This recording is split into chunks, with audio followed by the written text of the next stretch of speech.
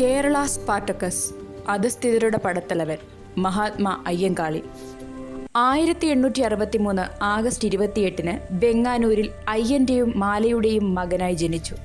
കേരള നവോത്ഥാന ചരിത്രത്തിലെ നിർണായകമായ ഒരു അധ്യായമാണ് വില്ലുവണ്ടി സമരം. 1893 സവർണർക്ക് മാത്രം അവകാശമുണ്ടായിരുന്ന പൊതുവഴിയിലൂടെ അയ്യങ്കാളി വില്ലുവണ്ടി ഓടിച്ചു.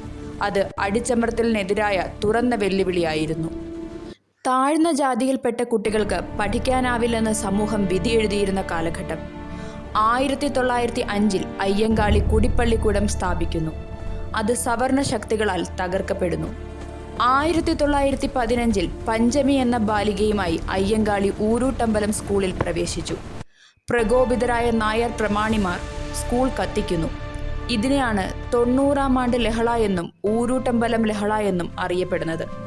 പഞ്ചമിയുടെ പിൻതലമുറക്കാർ ഊരൂട്ടമ്പലം സ്കൂളിൽ പഠിച്ചത് കാലത്തിന്റെ കാവ്യനീതി. താഴ്ന്ന ജാതിയിൽപ്പെട്ട സ്ത്രീകൾ കല്ലുകൾ കൊണ്ടുള്ള ആഭരണങ്ങൾ ധരിക്കണം എന്ന വിചിത്ര നിയമത്തെ അയ്യങ്കാളിയുടെ നേതൃത്വത്തിൽ 1915 ലംഘിക്കപ്പെടുന്നു. സ്ത്രീകൾ ഒന്നടങ്കം കല്ലുമാല വലിച്ചെറിഞ്ഞു. ഇതേ തുടർന്നുണ്ടായ ലഹളയെ പെരിനാട് ലഹളയെന്നും കല്ലുമാല സമരമെന്നും അറിയപ്പെടുന്നു. 1907 അസംഘടിതരായ ജനവിഭാഗങ്ങൾക്കായി സാധുജന പരിപാലന സംഘം രൂപീകരിച്ചു.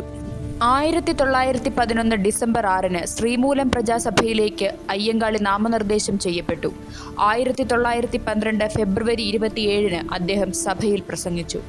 1941 ജൂൺ 18 കേരളത്തിന്റെ ധീര നവോത്ഥാന നായകൻ അന്തരിച്ചു.